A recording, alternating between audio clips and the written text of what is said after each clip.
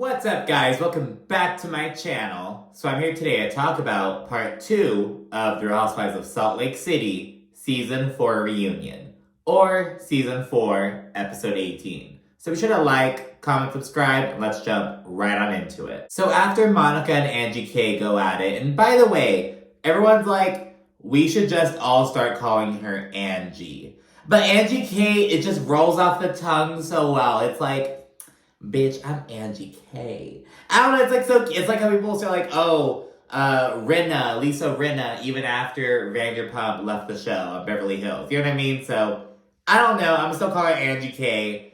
I like how it rolls off the tongue. I don't know, it's almost like Angie K-A-Y, like Angie K is like her name. I don't know. I vibe with it. I'm calling the bitch Angie K. It's her full name. It's like Luann. They're both together, bitch. So yeah, after she and Monica go at it, we get a segment on Monica and her mother, Linda. And Monica also briefly touches on her father, about how, her and her mother are so toxic and dysfunctional. So they've always been. She, has no idea what her father even looks like. She doesn't know if she'd want to meet him at this point, because, it'd be so fucking weird. But, so yeah, Monica also says that while she and her mother have always had, a tumultuous relationship, her post-filming behavior online has just, been so bad, worse than she could have ever imagined. And now going to Lisa, because remember, Lisa had, made some comments about Monica's mother and whatnot during the season. She explains how her mother, acted so sweet and, was so pleasant to them at first. But, while she was watching the show and seeing how Monica's mom, operated and, treated her poorly and everything, she's like, wow, I can now see Monica's point. Because remember, Lisa was like, oh, Monica, you're so mean to your mother. Why are you such a bitch to her? She's so sweet. But she's like, no, you don't fucking know her. This is not the real Linda. So now she kind of sees that a little bit. She saw her true colors, if you will. And Monica says that Lisa was more concerned with trying to impress the other women rather than, supporting her daughter. And Whitney really agrees with this. And Monica also reveals that her mother actually prayed that if Monica wouldn't have been able to get on the show, that she would have been asked to be on the show. Somehow, some way. We also learned that when Linda left Monica in Pennsylvania and went to pursue a career in New York City, I think I assumed it would have been singing. I don't know, that's kind of my mind went to. But it turns out she wanted to be in television. And well, first of all, bitch, wouldn't LA be the place to go? I don't fucking know. I mean, New York City has their own TV stuff as well, but I mean, if you're a budding actress, wouldn't you want to go? But they're from Boston, so I guess that's closer. I don't fucking know. But anyways, Monica also shares an example of Linda trying to sabotage her success. She's like, when I first started dating Mike, her ex-husband, she was madly in love with him, and Linda saw that, and she forbade Monica from seeing him. She oh, you're not gonna take my daughter away, blah blah blah. So just sabotaging her success. And Whitney really empathizes with Monica. She says watching the show back really showed her some of the things that she didn't like about her and her father's relationship. So Monica is probably having a similar experience seeing her relationship with her mother, you know what I mean? So we touch on that, and while on the subject of parents, we move over to Heather, and she says that she and her mother are still divided, and they really only send birthday texts and Christmas texts, and Heather says that she knew the terms of her family's love and support. It was if you are a Mormon, and she's like, I knew that me leaving the church and speaking out about it and being on the show was gonna cause a rift, and I can accept that. So Heather says that, and we also learned that Whitney and her own mother, they didn't speak for 16 years. And Whitney looks so young. I'm like, holy shit, you know what I mean? That's a long time, for anyone. But I think Whitney saying it, I was like, oh my god, it's half your fucking life, bitch.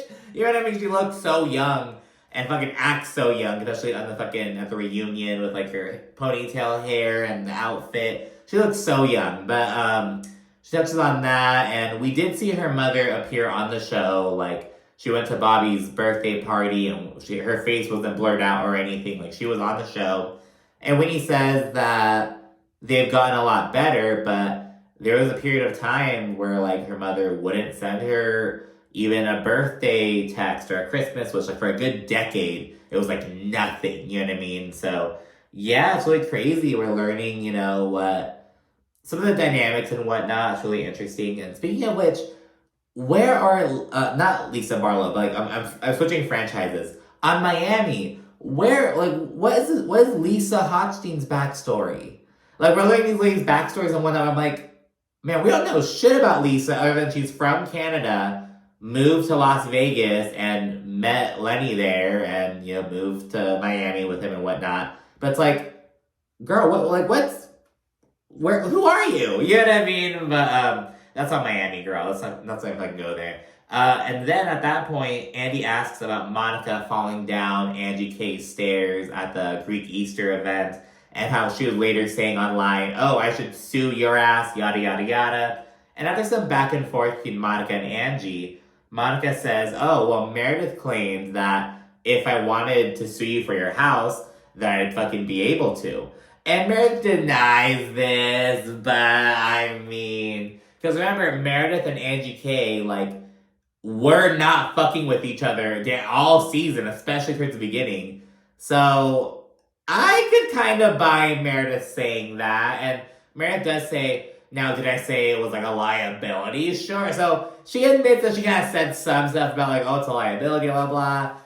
I don't know. I could see it. Because obviously Meredith isn't going to want to own up to that now that she knows who Monica is. But you have to remember, Meredith did not fuck with Angie K at the time. And she and Monica were like, they kind of had a budding relationship at the time. We didn't really see it play out in real time, but kind of midway through the season, we learned that I guess Monica and Meredith had been hanging out, spending time together and everything. So I kind of buy it, to be honest. And at that point, Angie was like, it's apparent that you make a living off of suing people. And Monica's like, bitch! There's no way I was like, it's apparent you make a living off of suing people. Bitch! It was just like so funny. She's like, who have I sued? Name someone that I sued. And Heather's like, well, you're suing me. But Monica's like, no, I responded to Heather suing me. It's a countersuit. I didn't sue Heather. Heather sued me, so I countersued. So that's her whole thing. Andy then jumps into the whole Lisa versus Monica thing. And Lisa says that Monica was nasty to her all season. She pulls a Ramona singer and she's like, you're nasty to women. You don't support other women, Bethany. That whole little thing. Lisa then throws Linda in Monica's face. She's like, as they're going at it, she's like, oh, this is why your mother talks to plants, because you can't get a word in with you. And Monica's like, oh yeah, just throw my mother in my face. Just throw my mother in my face. And Lisa's like, oh, you are so manipulative. It's like, you just said that. That's what Monica says. Like, what do you mean I'm being manipulative? You just said it, and so I'm fucking saying what you said. Like, fuck you. So yeah, it's like, Lisa kind of missed the mark in this episode. We'll get to it in a second. But first, we get Monica saying that Lisa's comment about Linda not wanting her, like no one wanting to be Monica's mother, was so disgusting, especially considering the fact that Lisa's husband was adopted. I think Lisa said that John was, so he was like in the fucking orphanage or whatnot. He was adopted. Then he was like put back until he was like fucking returned. And then I think he stayed there until he was like 7. He like aged out, if I'm not mistaken. So yeah, Monica's like, your comment is disgusting because of that. And Lisa's like, oh, John didn't even find that offensive, blah, blah, blah. It's like, girl, Monica fucking made a point with that. It's like, putting it that way, it's like, look at your own family dynamic. It's like, you could say, oh, your husband wasn't wanted. No one wanted to be your husband's parent. Now fucking throwing that onto me. You know what I mean? So I think Monica fucking had a good point with that. Lisa and Monica then argue, and Monica admits to calling John a penis head. So that happens. Then Andy asks Monica about all her different names. We know her as Monica Garcia. She's also gone by like Monica Fowler, Monica Darnell, I guess also Monica Delgado. She explains that she was born Monica Darnell because Darnell is her mother's middle name, but long story short, her mother had like a long name like Linda, Darnell, Maria, Susanna, Garcia, or whatever. But she like made fun of or whatever, so she like chopped her name just to Linda Darnell when she was 18. And then when she had Monica, it was Monica Darnell. That was her birth name. Then she got married, it was Monica Fowler. She explained when she got divorced, she went by Monica Garcia, because that's her mother's maiden name. Not Monica's maiden name, because remember, she was born as Monica Darnell. But it's her mother's family name. She wanted that family name. And Delgado is just like from her father's side. So she's only legally used those three names. She also explains that someone on the cast kind of mocked her choosing to go by Garcia. Because they're like, oh, she just opened a book and just found the first like Latina last name. And just to kind of make herself seem more Latina. And she doesn't name names at first.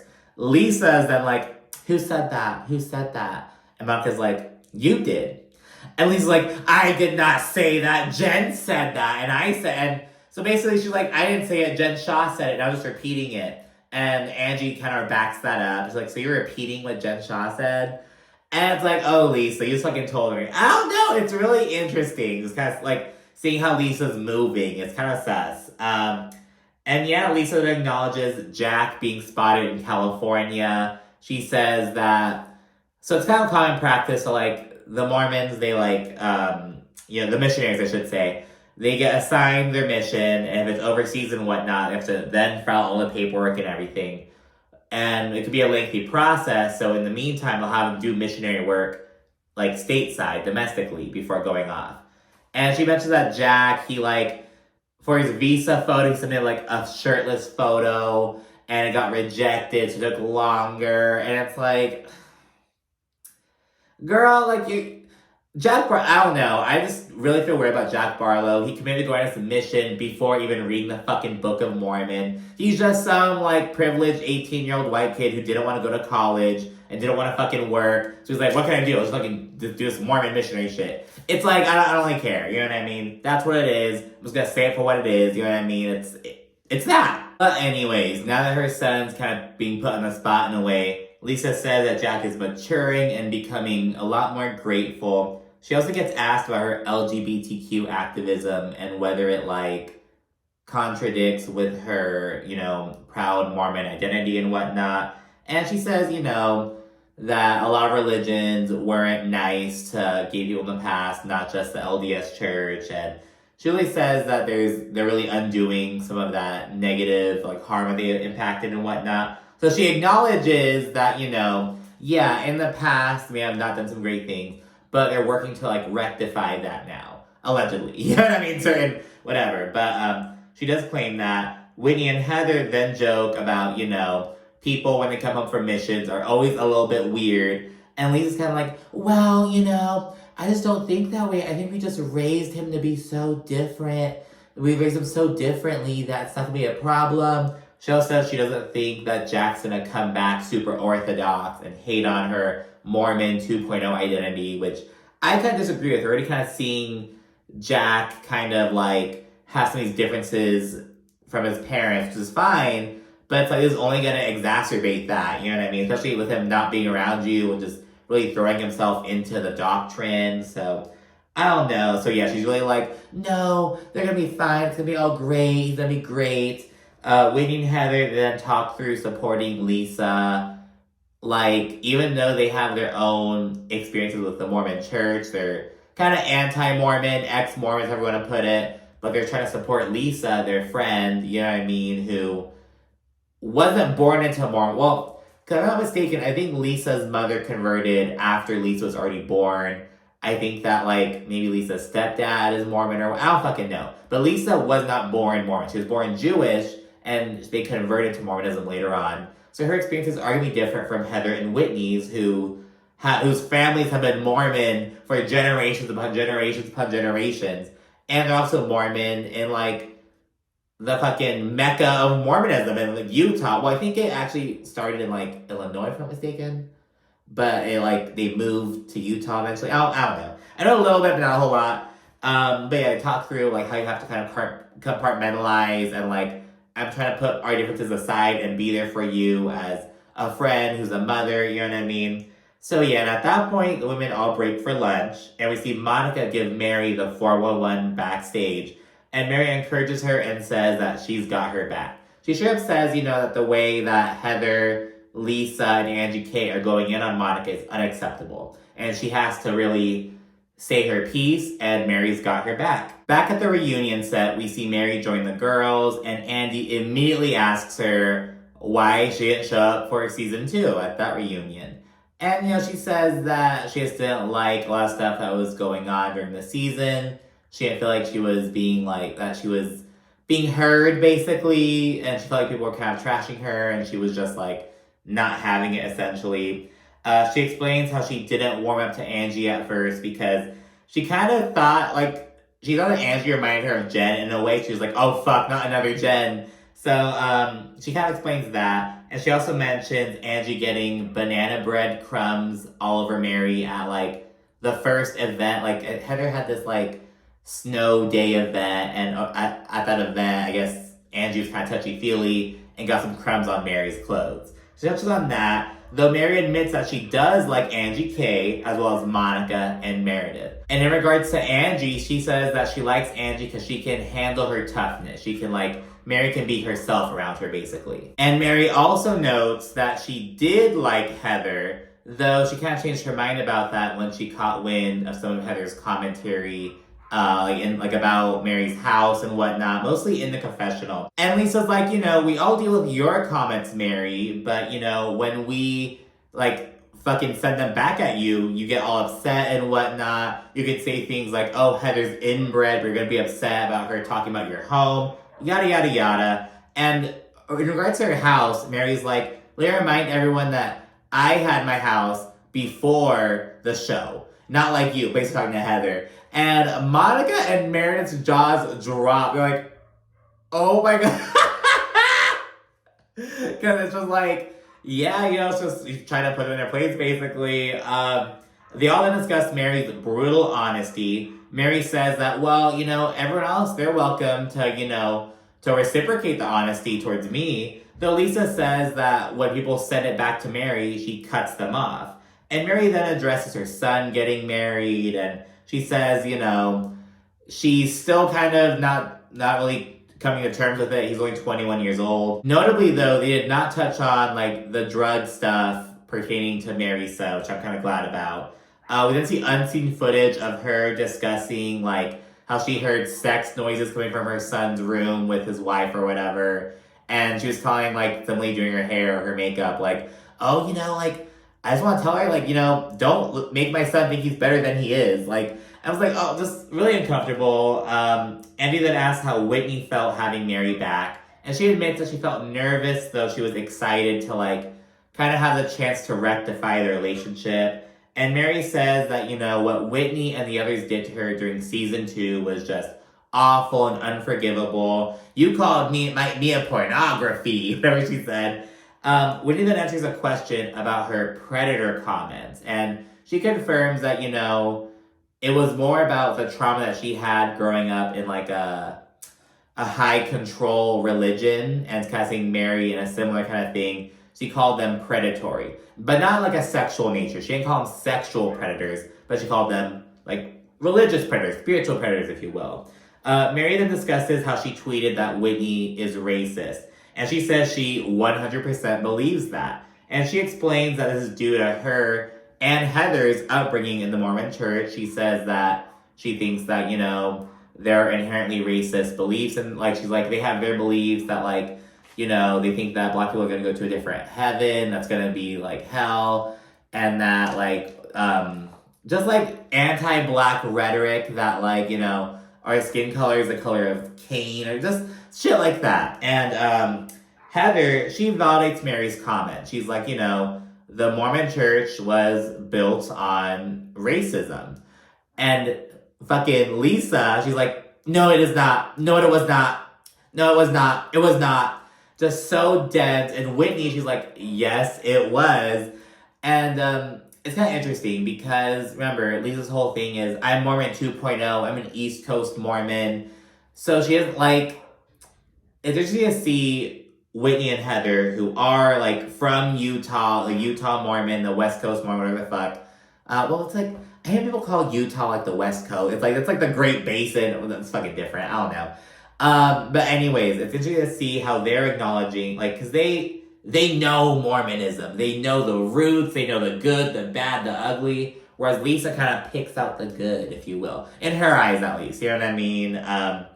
So yeah, Lisa's just there fucking hemming and hawing. She brings up, oh, Thurl Bailey is black and he's Mormon. Oh, well, I'm a Jewish Mormon, so I'm not about that. Just hemming and hawing about shit. Like, girl, shut the fuck up. You acknowledge that, yeah, the Mormon church wasn't nice to gay people back in the day. Why can't you acknowledge that, yeah, they didn't really fuck with black people back in the day either? You know what I mean? Like, why is that so difficult to acknowledge? It's like, so fucking weird. And Mary says that she has nothing against the church before saying that, her feeling about Whitney being racist isn't rooted in, like, things that she does or things she says. Nothing, like, against her. She's like, it's just a feeling that I get. And I get what Mary's saying, you know what I mean? But I feel like that feeling is rooted in interaction. Like, you know what I mean? Like, there has to be, like, I think, like, the microaggression. Like, but I just wish that Mary would, like, if she's gonna, like, make a claim like that, I wish that she would back it up more. You know what I mean? Like, I don't know, it's kind of fucking weak. It reminds me, back when I lived in Vermont for 2 years, and then the second year I was in Vermont, I was living with these two girls. They were my homegirls at the time. Not my homegirls. They're my friends at the time. You know what I mean? Homegirls, that's like different. That's like, we're from the same way but they're still my friends at the time. And one of them said something about how, oh yeah, Nick, you said something that was just so like disgusting. So mean. I'm like, well, what did I say? Oh, I don't remember. It's like, you can't fucking say, like, you have to back your shit up, bitch. You know what I mean? It's just like, I don't know. But anyways, Andy then asks what Mary thought about the finale in Bermuda. And she says that it was over the top and super dramatic. And Mary kind of vouches for Monica and says that she feels like they're just, treating her super poorly. Lisa then prompts Heather to produce an audio recording, like a fucking 5-second audio recording of Monica, like, mid-conversation with someone, calling someone a dumb bitch, and then saying that she was gonna DM Mary from, like, Reality Von Tease. And Lisa's like, oh, see, Mary? She called you a dumb bitch. And Monica's like, no, I didn't. And from the clip, it doesn't seem like she called Mary a dumb bitch. She said the word dumb bitch, but it's like we're missing a lot of context. And Monica says, you guys, if you guys are gonna do this shit, you need to play, like, the full conversation and the other side. Like, don't just fucking nitpick this shit. And Monica goes at it with Heather and Lisa before Mary says the ladies should really just hear Monica out and just let her say her piece. And that is where part 2 ends. So we're seeing Mary really go up for Monica. And let's see what the last part has. But yeah, it's like Lisa kind of flopped in this one. Meredith has not said a single word in the second part. There's a fucking void right there. Did not say a single thing. But yeah, let's see what part 3 has, because we're going to dive into Bermuda, all like the bullshit and whatnot, and let's just see what the ride has. Thanks so much for watching. Sure, also like, comment, subscribe, and stay tuned for more. Thanks again. Bye.